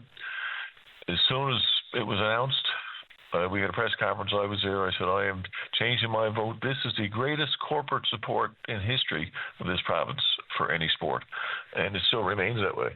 It is still, they're still there with free rent in that building. It's unbelievable. So this is another one of my concerns, is what happens to Cygnus. I'm very concerned about that. But if they're really going to totally abandon the building rather than sell it to some company for a warehouse, which I don't think they get approval for by zoning anyway, let's think about a sport. Maybe if the whole building could be opened up, there could be a place for indoor soccer or other field activities on an indoor basis, and save the Cygnus facility as well. That would be my hope and prayer, if indeed it is totally going to be abandoned. But I have no say in that, and we're really going to have to wait and see what their plans are, and hopefully you can hear from them soon, Patty, as to what they're up to. Yeah, well, I'm sure they are, nervously trying to anticipate their next move, because when you talk about the kind of space required and the size of the space required, nothing comes to mind for an easy jump for Cygnus to move somewhere close by. No. Cygnus would have nowhere to go unless I don't know if any warehousing is pretty tight right now. I don't know of any abandoned warehouses right now. But yeah, there certainly would be nothing immediate by June. They would have to try and get government supports to put up a new building somewhere. They have grown. They actually now use the old gym space in the Blackmarsh Road Dominion. They get that at a good price, I think, and they use that for their young kids' gymnastics, introductory gymnastics. So they have expanded over the years, and it's a wonderful activity for any young person to be involved in. So they've done really well, and I commend them for it. But it's been partly because of the great support of this free facility from Loblaws. No doubt, and they've been able to grow as a result. Yes. Last one, not sure how to couch this, and it's not like we shouldn't be prepared and do what we can in the downtown area, winter, summer, spring, and fall. But here comes another big event in February. Here comes the Briar, and it'll be packed. Every ticket will be sold. There'll be visitors from all over the country, and who knows where else people might come from this level of curling. But the downtown is not as welcoming as it once was, and there's a variety of contributing factors, whether it be with how dirty it presents sometimes, whether it be the number of people, homeless people in the streets, and interaction with locals and tourists alike. What can we do to make sure we put our best face forward? Paddy, it is a complex situation, no question about it. It has the full attention of council and senior staff for the last several years. The pedestrian mile in the summer is one thing for sure. We did have extra patrols, both for cleaning, let's call it, litter pickup, etc., and also some sort of laid back security as well. And it helped to make it a little more comfortable down there for sure this summer. But that needs to be year round, and it's certainly an issue that we want to continue to work with provincial government, with RNC, with social service agencies that all do a great job. They need more resources, and it's a complex issue, no question about it. Most of the people downtown that need help are in need of help, and it's not something that a municipal government is capable of handling. It's more of an agency thing and a provincial government thing, and we fully support anything that they can do and put into this. And it is an interesting. I'm here in Ottawa right now. It is worse up here when you walk down Spark Street and some of the other streets. It's just as bad every city in Canada, but that just means it's something that we all have to collectively work on, and it certainly has the city's attention, as I say. Yeah, and it is complicated, and it's not just all what a municipality can do. Last one before I let you go, and I get to the news break here. So we've had some conversations about the role that the municipalities can play, and a heightened role regarding things like the crack houses and things that are just far too prevalent here in the city. And I know we're not going to ask bylaw officers who would be possibly writing tickets for parking violations to storm in here and deal with what might even be armed criminals, but there is more the city can do. And if people read the City of St. John's Act, I think it's between sections 275 and 285, it clearly does describe some additional clout that the city itself can bring to bear based on the legislation. Your thoughts on how the city currently handles this situation? Because now it's kind of throw our hands in the air and say, well, it's kind of a law enforcement issue. Oh, well, I guess you could say it is a law enforcement issue one way, but we do have some controls in terms of zoning and in terms of inspection of homes and buildings. They have to keep up a certain level of repair. It's not, unfortunately, a high level of repair. That's a weakness in Municipalities Act. But we do have people that will do those inspections. You're right, it can be a bit intimidating going into those houses or buildings, and it is a problem that way. Again, a complex issue that takes probably the combined forces of law enforcement and our inspection divisions as well. Yeah, there's a lot to it, like most everything else. I appreciate the time this morning, Sandy. Thanks for doing it. Take care, Pat. You too. Bye-bye. All the best. Bye-bye. Sandy Hickman is an at-large councillor here in the city. Let's see here. Let's take a break. When we come back, we'll talk about a wait list to get into rehab. Cecil wants to talk about the ferry, serving Labrador, and then whatever you want to talk about, don't go away. You're listening to a rebroadcast of VOCM Open Line. Have your say by calling 709-273-5211 or 1-888-590-8626 and listen live weekday mornings at 9 a.m. Welcome back. Let's begin this hour on line number 1. Good morning, Andrea. You're on the air. Good morning, Patty. I'm a first-time caller. Welcome to the show. I'd like to speak of, we started a little group back in September. It's after the provincial-wide rally by Guardians of Recovery. We started a little group of our own as a peer support, and our name is Recovery is Possible. We've had a few events. We're having another one now on February the 1st, heighten awareness of the drug crisis in our area. But in saying that, a couple of people have contacted us regarding their wait time for detox, and they're in like a pretty hard shape. We had a lady last night, she was really ready to relapse, and through connections that we had, like I said, we have little to no resources in Port aux Basques, and especially after hours. But anyway, we were able to help her and save her, hopefully, to get to an NA meeting tonight. But I did want to put out there the importance of our little group and for people to know that we're here and to avail of the services. We do a peer support group every Sunday night at 7 o'clock at the United Church Hall. And like I say, we're having an event now on the 1st of February. But our thing mainly is right now is the detox and the rehab. Like we had this lady, she's detoxed. She's been clean, sober since before Christmas, and she's still waiting to get into detox. Yeah, the lists are long. And add to it, it's the amount of time after detox before you can get back into rehab. And the longer you have to wait, the more likely it is to relapse. So we've got a problem with the approach we take here. Yes, that is a huge problem. And obviously we need more rehab places. Like this lady in particular, it wasn't an option for her to go out of province or whatever because she has kids and stuff. But to see now she's done so well, and well, just a near miss last night that was able to pull her back, hopefully, to get to the NA meeting tonight. And in our town, there's little to no resources, because what is here, they're just cut that fine because there's hardly any staff, and we need a place set up for not only our group but for the NA as well, and somewhere that people can reach out and maybe we can help them get the resources that we need. Yeah.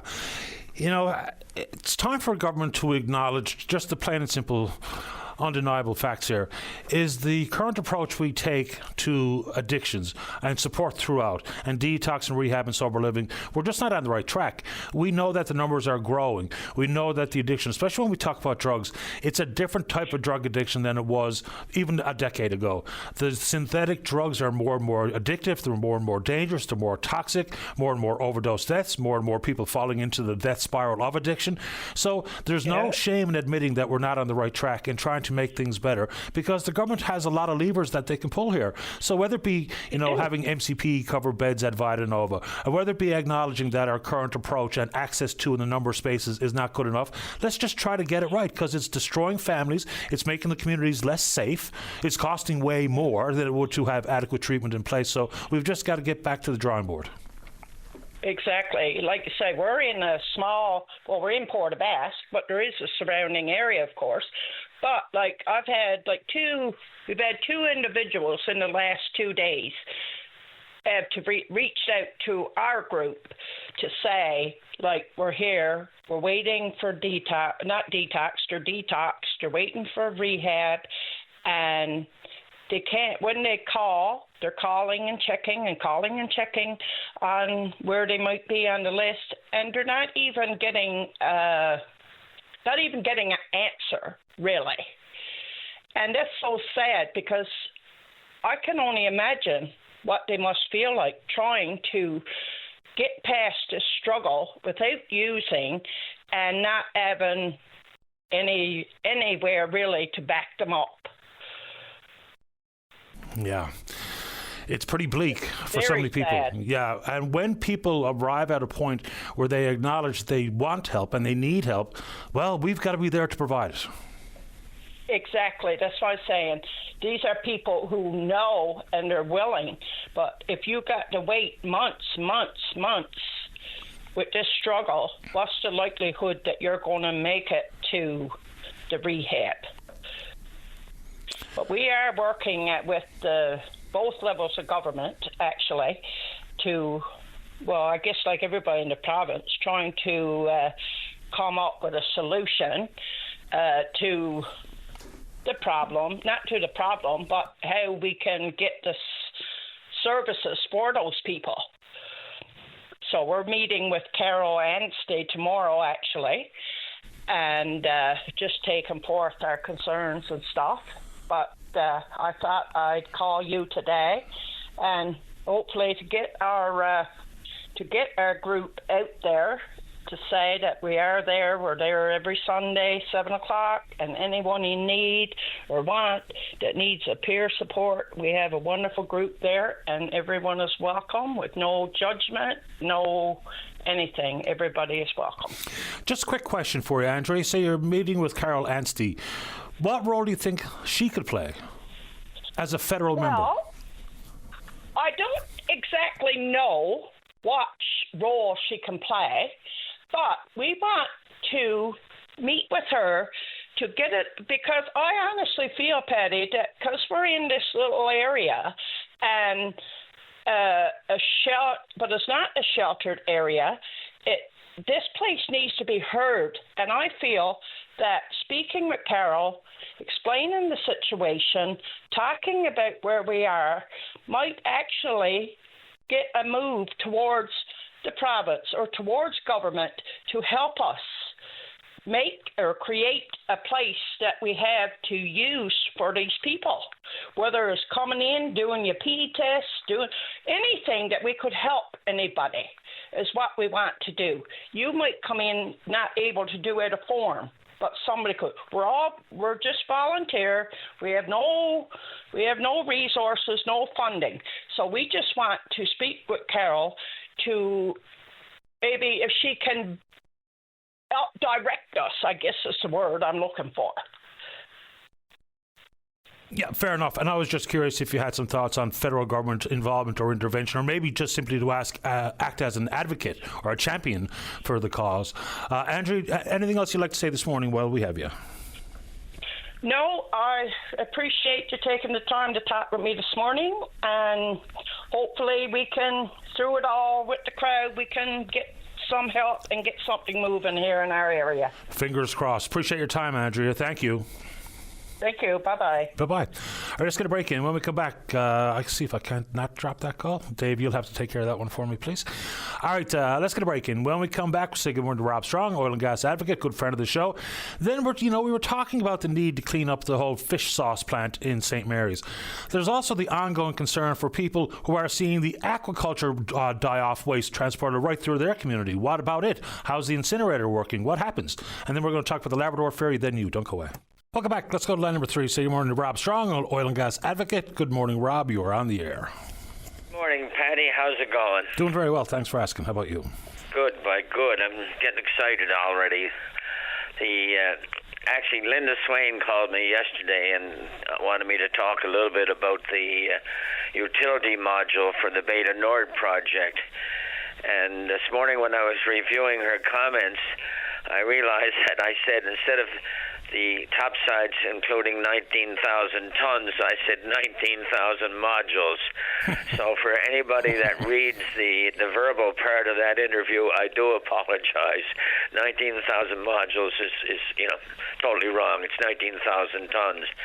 But what prompted my call this morning to you is to talk about this expression of interest at BW, the contractor that's been selected by Equinor to do the topsides. The expression of interest published yesterday is quite interesting. It spells out exactly what And let me firstly say what an expression of interest means in the oil and gas business. And basically it means they want to see who's out there, what contractors are available, what their capabilities are, what facilities they have, and it's in preparation of a bid list. So just because a company responds to the expression of interest doesn't necessarily mean they're going to get a bid document. But this is a process to sort of shortlist competent bidders. And this one's very interesting. It's for a smaller module. It's called the utility module. But when I say smaller, I was looking at the figures this morning, and I'm going to speak in feet rather than meters. But this module is 60 feet high. I mean, Patty, that's the equivalent of a 6-story building if you figure 10 feet per floor. So that's fairly tall in itself, and it's 90 feet wide and 80 feet deep. So it's, when we say a small module, it's not that small. But when you consider the total number or total weight, and basically that's how in the oil and gas industry, that's how we measure modules. We don't really measure them in size. Obviously, got to be sized right to fit on top of the vessel, but we normally measure them in weight. And the total weight of the modules for topsides for the Beta Nord is about 19,000 tons. So, yes, it's a big module, but put it in its context. This module is 1,506 tons, and yet the total size, the total weight of all the modules is some 19,000. What's interesting too is the requirements for contractors, the facilities that they must have in order to qualify, at least in BW's eyes, and they're as I say, they're the contractor charged with doing the FPSO. They require 200 meters of dock space with a draft of 9 meters. And, you know, in Newfoundland, there's only 2 potential facilities there that could build it. That's being Marystown. They have lots of dock space down there. And Marystown, as you know, is operated by Kiewit. And the other facility is at Bull Arm. And at this stage, to the best of my knowledge anyway, there's no operator at Bull Arm. So whether or not we will even get pre-qualified from a Newfoundland perspective remains to be seen. And the pre-qualification questionnaires have to be submitted. There's a fairly extensive range of other requirements that BW specifies, things like a fabrication hall, things like big craneage, things like paint shop, and so on. So whether or not we're even going to pre-qualify, and of course the real kicker here, or the real unknown, is the Section 45 of the Atlantic Accord, which says that Newfoundland and Canadian companies will get first consideration as long as they're competitive in price, quality, and delivery. And I don't know if we can be competitive with price when you consider that most of the topside modules around the world are coming out of Korea, out of China, or out of Singapore. So an interesting event. It's obviously subject to some discussions that are ongoing right now, according to my sources and other sources. The discussions going on right now between the government of Newfoundland and Equinor on a benefits package. So where it's encouraging to see that they're advancing the project, it's certainly not a done deal, and it won't be done deal till, and I love using buzzwords, till FID meaning financial investment decision, until the operators, which is Equinor 60% and BP 40%, until they put their money on the table, there ain't no deal. So I thought I'd share those thoughts with you, knowing that you and VOCM are always interested in what's going on. Absolutely. I'll add to the Section 45 in the benefits agreement. It also pertains to individuals. It goes on to say in Section 45(3)(b), states individual residents in the province shall be given first consideration for training and employment. Contract will be expected to review all positions and provide employment to residents of Newfoundland and Labrador when they are qualified and the technical quality or safety of operations is not compromised. So there's also a reference to individuals and opportunities. But that goes by the wayside if we don't get the pre-qualification process, get through the pre-qualification process, nor does it apply if the work is done in South Korea. You're entirely correct. I mean, we can we, and here's something to think about, can we send assuming we don't get pre-qualified in the island in any of the fabrication facilities, can we, or do we have any advantage in sending workers from Newfoundland to work in these yards, if indeed people want to do that? I don't see any reason why not. No, I don't see any reason why not, other than the fact that I would imagine there's pretty strict arrangements at some of these fabrication sites in Singapore and South Korea and China as to who gets to work there as well. So they're pretty protective of their opportunities, much akin to say how Quebec is very protective of their job opportunities. Very good point. I didn't think about that. But if a foreign operator or a fabricator in Singapore wanted to enhance or increase his Newfoundland content, one way would be to hire Newfoundlanders to work over there. But you're entirely correct. Maybe the legislation or the union agreements that are in place in some of these fabrication yards don't permit it. So it's part of the evolving situation with Beta Nord. Hopefully we can resolve it somehow. But again, oil prices are $62 a barrel today, I think, not forecasted to go very high. So we have to appreciate that Beta Nord has to be competitive with other jurisdictions. And I look to Norway. Norway's just had a bid round for offshore acreage. And I forget the number of packages or number of areas that Ecuador got, but it was amazing.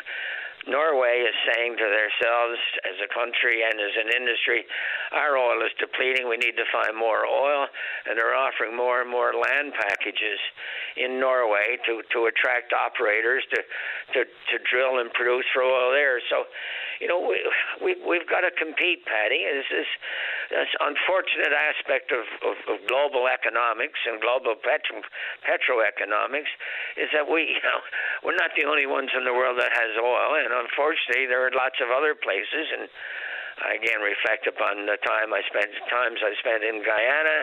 They discovered oil 2015. Is now 2026, and they're producing 900,000 barrels of oil. You know why? Because it's cheap. The weather is benign. They're closer to shore. Labor is cheaper. Royalties are cheaper, and that's what we've got to compete. Whether we like it or not, we have to compete in a global context. So I'm a little apprehensive about our ability to compete, certainly, and then. How do you offset the extra cost it would cost to do things in Newfoundland? Do you ask Equinor to do something with the royalty regime, or we try to structure the royalty regime where we can subsidize fabrication of modules and construction in Newfoundland?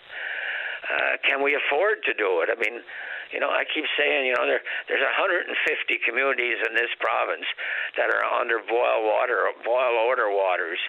They don't have fresh, clean water. So if I was one of them, and do I accept the fact that the royalties that are going to come from Beta Nord go to subsidize construction of modules for 3 years? Or do I say to the government, come on, guys, if you've got money to spend, why can't you spend it on my water systems or my roads or my hospitals or my schools? So it's a dilemma that government is going to have to face, and I certainly hope they can face it in a favorable way and make both things happen. Sure. I mean, I think it's akin to the potential definitive agreements with Hydro-Quebec. You know, you have to earmark that money for something. For me, you know, to put it against debt and deficit and hydro rates first. Some people might have to go without some of the campaign promises because things are completely out of control on that front. Final comment from me. I'll get your thoughts quick before I get to the news. So the lack of attention at the land sales at the CNLOPB. There's a bunch of things, you know, regulatory certainty and the price of crude and all the rest of it. But the government really has to get down to business, whether or not people are interested in the oil and gas industry. What would also make it more attractive is if there was a business model understanding based on a natural gas royalty regime.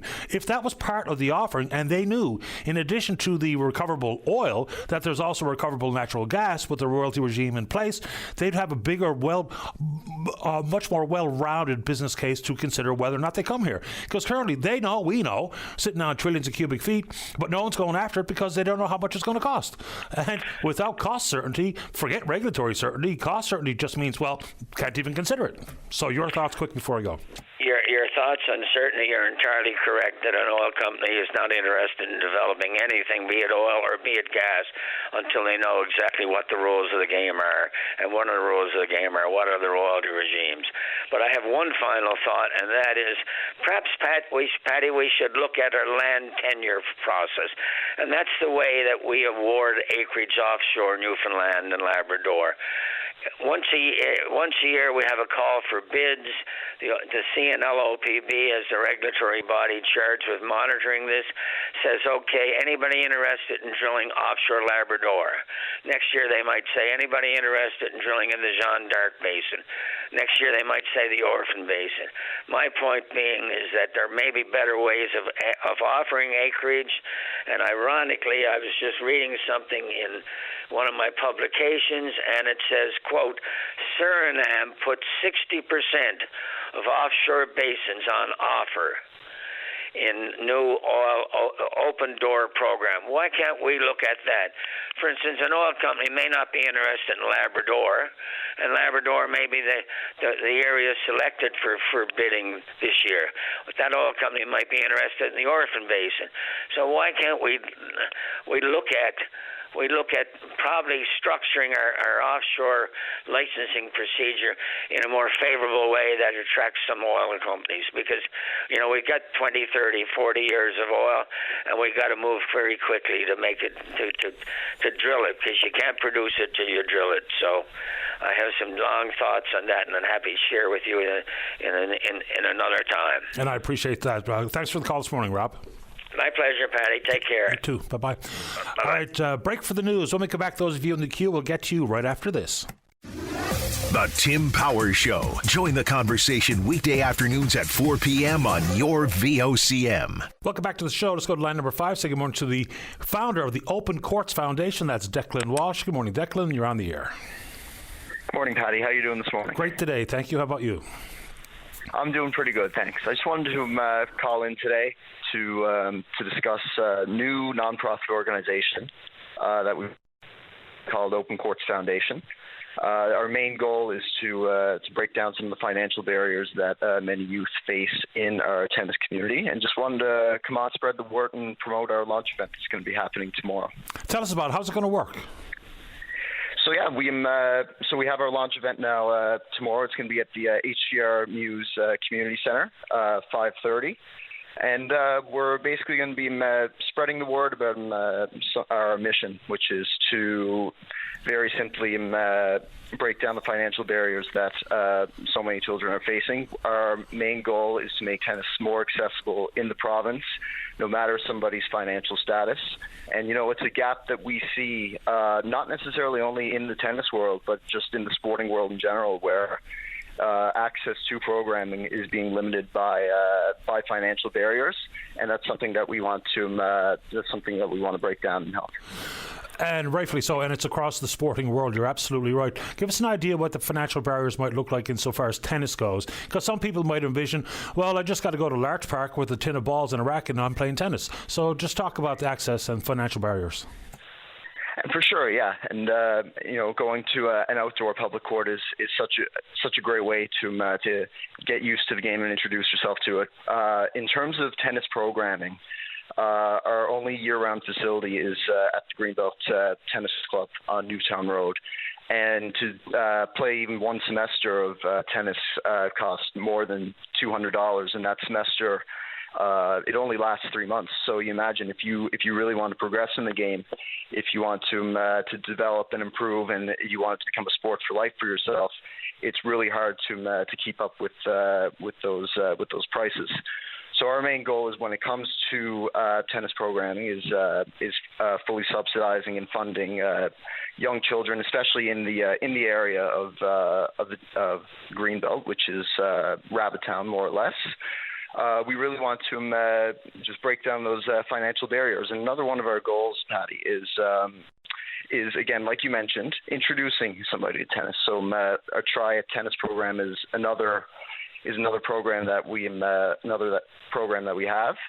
And for that, it's very simply exposing kids to tennis for the first time and getting them used to the game, getting a racket in their hands. So that's something that we look forward to doing as well. You know, it's also, I think, an important part of in this case, the tennis conversation. Kids need to see themselves in the big league tennis players, and we've got that in this country. Whether you see on the men's side, you know, with Felix or seemed too bad he had to retire in Australia. On the women's side, same thing. When we see Vicky Mboko, who played great last night, and Leila Fernandez, people can see themselves in these tennis players. That's an important part of being attracted to a sport in the first place. And then the same thing when you talk about immigrants. And, you know, we just saw the retirement of Milos Raonic this year, who was at one point number 3 in the world. So as much as getting access is obviously important, it's being able to see yourself in some of the tennis players that play on the small screen on TV. Yeah, that's absolutely right, Patty, and it's incredible to see some of the success that's come out of Canada in the sporting world. Of course, Vicky Mboko, she kind of broke into the scene there last year. She had a big win at the Rogers Cup, or the National Bank Open now it's called. Yeah, it's really cool to see, and you know, seeing those Canadian tennis stars, or any player that breaks out into the tennis scene, it really is inspiring for somebody. And you know, when you watch that on TV, when you read it in the news, whatever it may be, if you see yourself and tennis becomes a dream for you, that's what we believe we want to help with. We want to help every youth be able to achieve their dreams on the tennis court. Yes, and it's a sport for life, much like golf, right? So I personally love tennis. We used to play a lot of tennis, and I watch a lot of tennis because I really do appreciate it. Same here. Declan, final thoughts. Give the folks the details one more time for the launch tomorrow. Yes, so our launch event tomorrow, if anybody's interested, is at the HCR Muse Community Center. Arrival's going to be around 5:30, and speeches will begin at 5:45. If anybody has any interest in attending, you can email us at opencourtsnl@gmail.com. You can also visit our website, www.opencourtsnl.ca. And you can follow us on Facebook and Instagram at Open Courts NL. And it's worth mentioning that this province has produced some fine tennis players, including yourself. Appreciate your time, Declan. Good on you for doing this. Keep us in the loop. Thanks so much, Patty. Appreciate it. Okay, bud. All the best. Bye-bye. Bye-bye. Declan's a fine player. Let's go to line number 4. Cecil, you're on the air. Yes, good morning, Patty. Thank you for taking my call. Pleasure. Yeah. Okay. I was calling about the Labrador Ferry. I was noticing on the weekend there are some of my people that I know that live out west saying they can't access Marine Atlantic, and I'm thinking, well, why don't you just take the Labrador Ferry? And then I decided to check it out, how easy it was. And Labrador Ferry does not show up unless you actually type in Labrador Ferry, and I think it needs to be there that either connect it to Marine Atlantic or somehow put the word Newfoundland in with it so that it shows up and people know that it's an option. Last year, we decided to take a trip back and we came to the Labrador Ferry. It's really good. The ferry goes 120 cars, 300 people, crosses twice a day, and they have potential to put in a couple more sailings if they get more people. So for this year, since Marine Atlantic is still going to be bottlenecked, I think we need to be promoting the Labrador Ferry and and letting people know it exists, because if people from Newfoundland don't know it exists, then sure as heck the tourists don't know that it exists. Yeah, fair enough. And maybe a reason why it's not part of that listing that you refer to is because it's a private operation versus part of the intra-provincial ferry fleet operated by the province. I wonder if that part of it.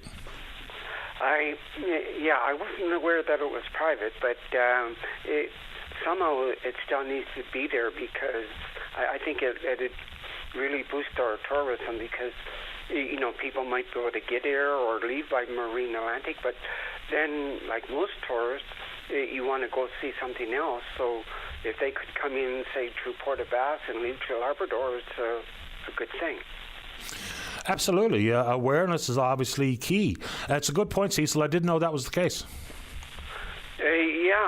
I decided, like I said, to punch it in, and I had to put in Labrador to get it, and that shouldn't be the case.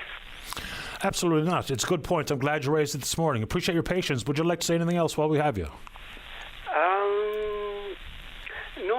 No, that's good for today. Thank you, Patty. I appreciate your time, Cecil. Thank you. Okay, bye-bye. There we go. All right, final break of the morning. Sharon, your next talk about the fish sauce cleanup and the salmon waste that's trucked right by her house all the time. Don't go away.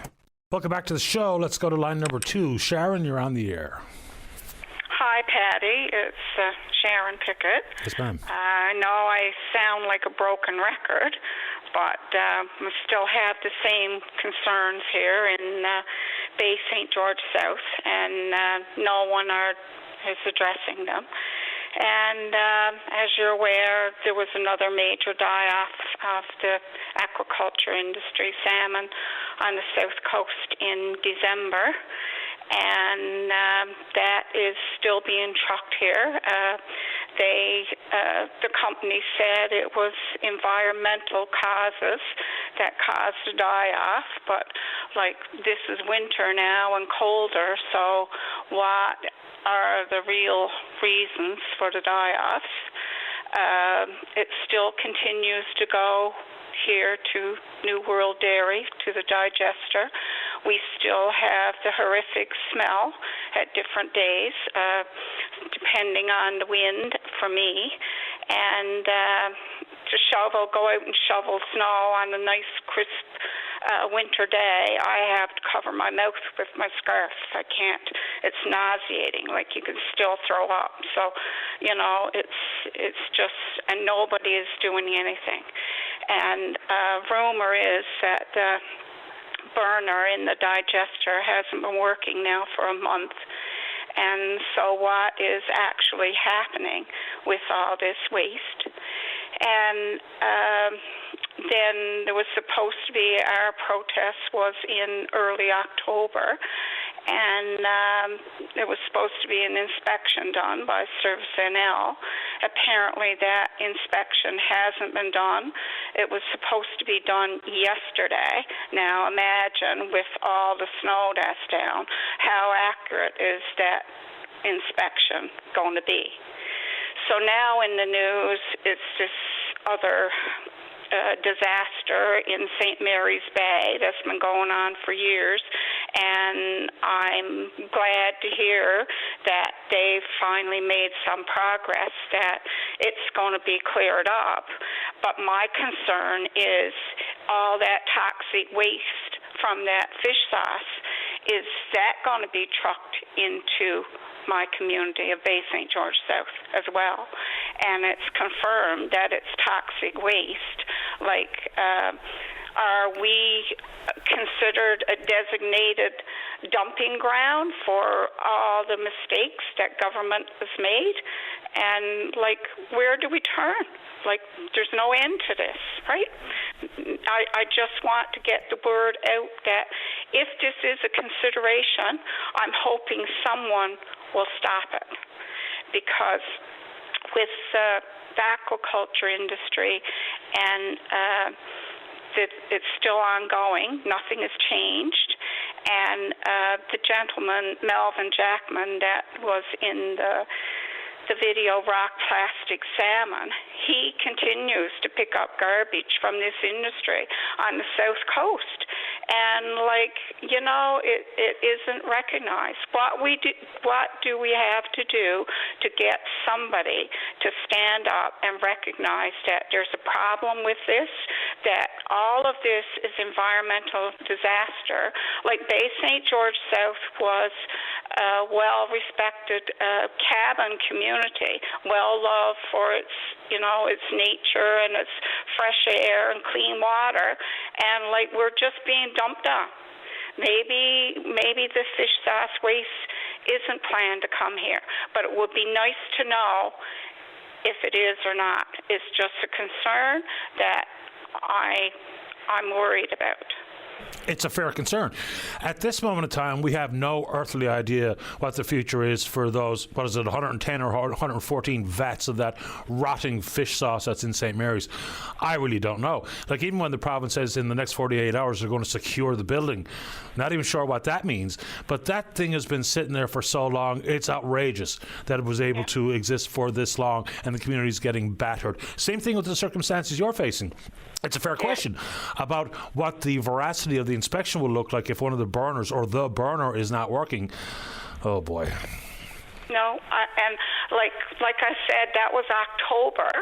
We're mid-January now, past mid-January, and no one's checking on this to just say, okay, take that in the New World area in Bay St. George South, just dump it, right? That's where it's going to go.